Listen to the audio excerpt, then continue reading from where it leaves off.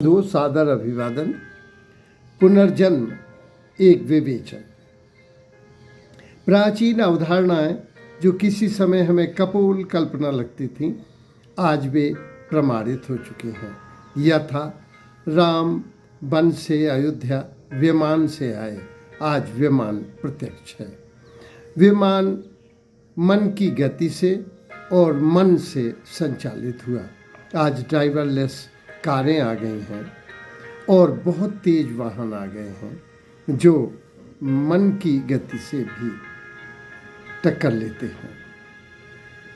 इसी तरह से आया था कि लक्ष्मण शक्ति के समय हनुमान जी एक ही रात में हिमालय गए और संजीवनी बूटी ले आए और वापस भी आ गए।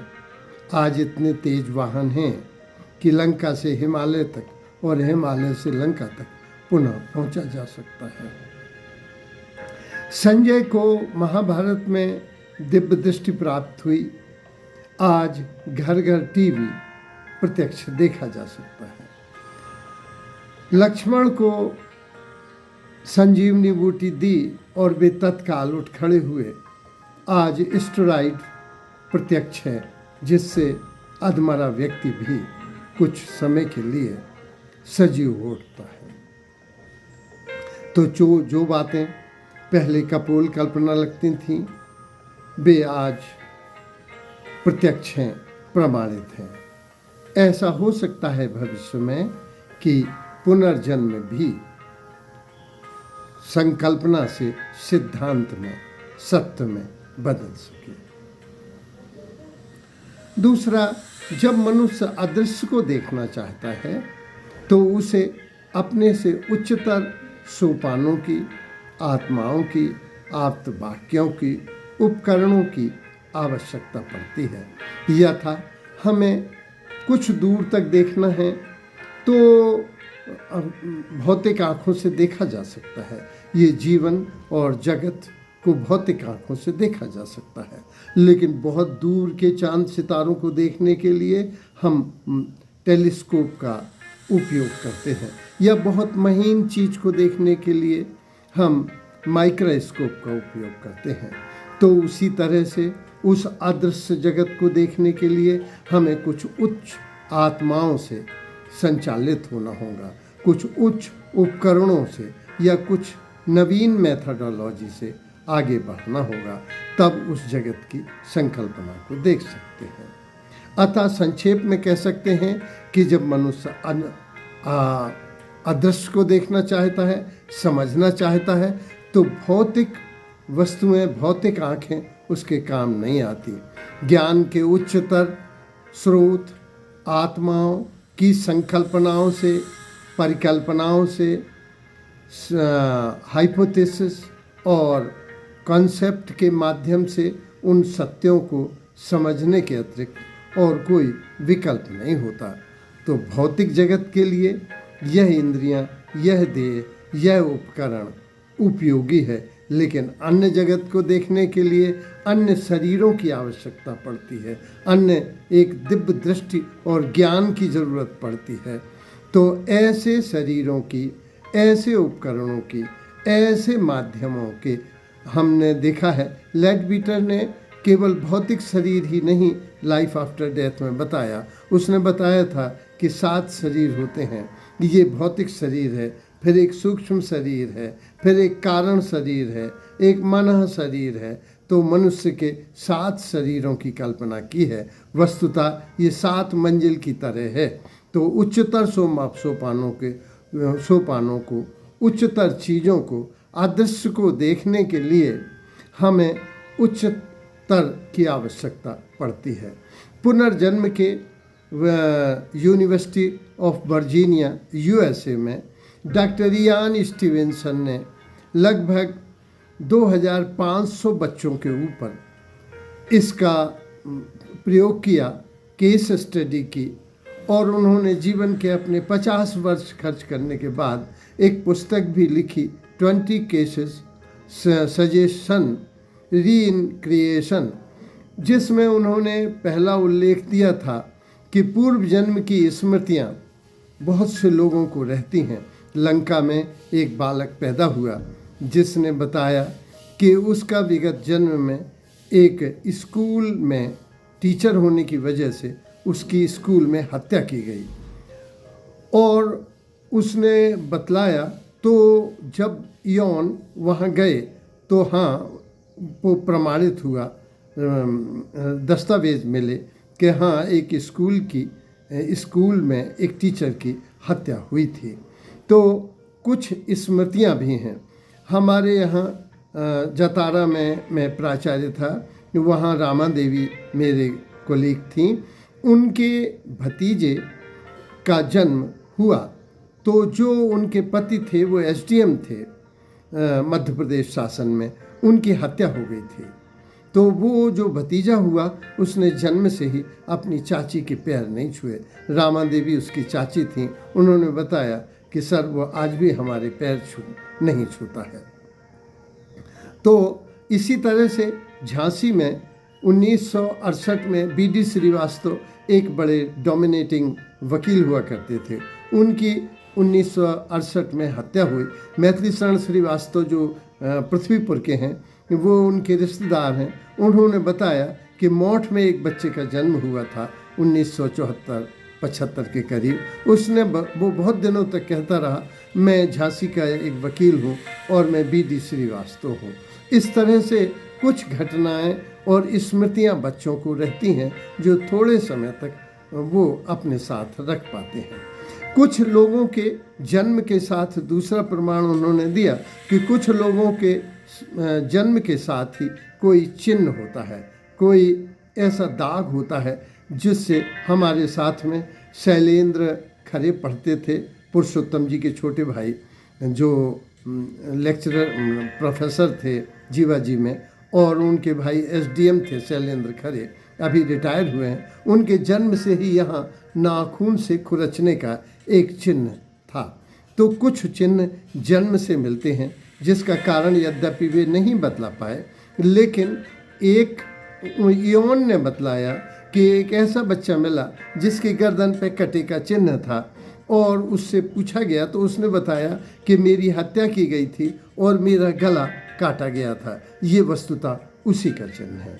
कभी कभी तीसरा प्रमाण उन्होंने बताया कि अनायास हम उस संस्कृति से या उस भाषा से परिचित हो जाते हैं, या वो बहुत एट्रैक्टिव लगता है, कोई व्यक्ति बहुत जाना पहचाना लगता है। इसके लिए एक अमेरिकी महिला थी DROPED, वे कभी भी मिस्र नहीं गई, इजिप्ट नहीं गई, लेकिन इजिप्टियन जो प्राचीन भाषा थी और संस्कृति थी वे उससे पूर्ण परिचित थी। तो कभी कभी हमारे यहाँ निवाड़ी में भी एक सामान्य से अनपढ़ परिवार में एक बच्ची पैदा हुई जो बहुत अच्छी अंग्रेजी बोलती थी।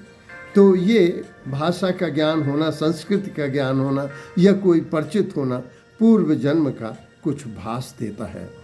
ध्यान के गहरे प्रयोगों में अगर किए जाएं, ध्यान की गहराई में उतरा जाए और पूर्व जन्म की स्मृति की जाए तो पूर्व जन्म की स्मृति आ जाती है। ऐसा मेरा भी अनुभव है, लेकिन इन पूर्व जन्मों में जाने से कोई लाभ नहीं है। इसलिए मैंने भी इस पर प्रयोग किया और पाया कि कुछ चिन्ह, कुछ प्रमाण हर जीवन में मिलते हैं, लोग उसको पहचान नहीं पाते। तो ध्यान के गहरे प्रयोगों के द्वारा विगत जीवन में जाया जा सकता है। दूसरा मेथड है जो मनोवैज्ञानिक है। मनोवैज्ञानिक हिप्नोटाइज कर देते हैं और व्यक्ति होलोनेशन में चला जाता है और वो अचेतन के, अवचेतन की गहरी परतों में उतर के उस पूर्व जन्म की याद कर लेता है। तो ये भी एक प्रमाण है। दूसरा जो जेनेटिक थ्योरी आई है, अल्बर्ट आइंस्टीन ने कहा था कि हर बीज में एक प्रोग्रामिंग है, चाहे वो चिड़िया का बीज हो या पेड़ का हो या पौधे का हो या पशु का हो या आदमी का हो, उसमें एक प्रोग्रामिंग है।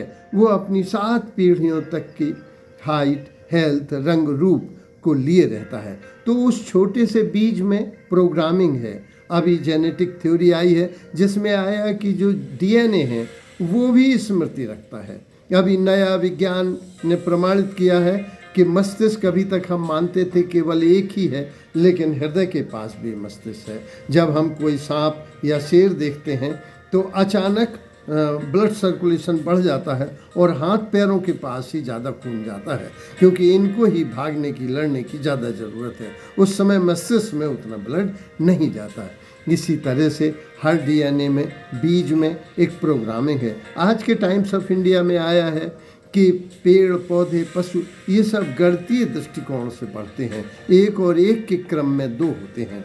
तो जेनेटिक थ्योरी भी है। तो वैज्ञानिकों का अभी ये मत है कि भौतिक शरीर तो यहीं रह जाता है, क्षितिजल पावक गगन, लेकिन जो सूक्ष्म शरीर है वो मन, बुद्धि, अहंकार जिसको कहा गया है वो अगली यात्रा पर निकल जाता है। इस तरह से हम कह सकते हैं कि बहुत से प्रमाण मिले हैं। इसीलिए जीव विज्ञानी थॉमस हक्सले ने कहा था, मुझे बहुत स्पष्ट दिखाई देता है कि विश्व में कोई तीसरी चीज़ भी है जिसे चैतन्य कहते हैं। मैं उसे देख तो रहा हूँ, लेकिन किस भाषा में व्यक्त करूँ, कैसे उसको देखूँ, कैसे समझूँ। मुझे समझ तो आ रहा है, पर मैं उसको कैसे समझाऊँ ये बात समझ में नहीं आती। वो तीसरी चीज़ उन्होंने चैतन्य कही। उन्होंने बतलाया था कि केवल पदार्थ ही नहीं है जगत में, इसमें पदार्थ में जब कोई एनर्जी जुड़ जाती है तो उस एनर्जी से वह एक जीवन का जन्म होता है।